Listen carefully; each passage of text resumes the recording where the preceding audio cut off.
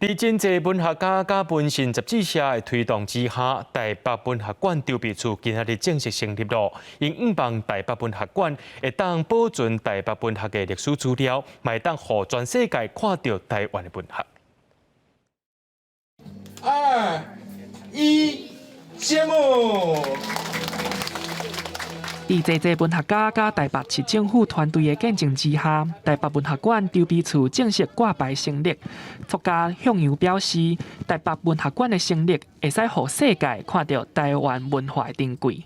它将是台北作为国际化的城市，代表着台湾的文学跟台北文学的一个重要的基地或者展示的场所。台湾真侪文学作品拢咧描写台北人的生活，记录台北这个城市的变化。第一篇小说《台北人》的作者白先勇嘛，特别透过影片表达伊对台北文学馆的期待甲愿望。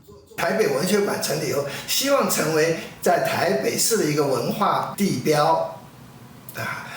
我们大家对这个台北市的文学馆都是非常期待、非常关切。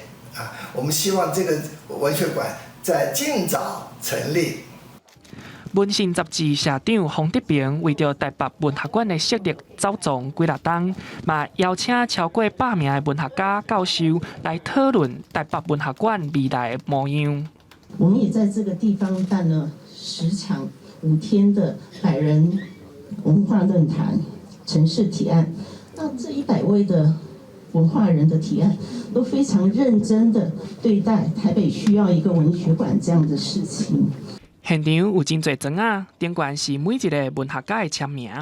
筹备只是开始，阁爱真侪人斗阵贴砖仔，这个台北文学的厝才有法度落成。记者林书豪、谢桂林台北报道。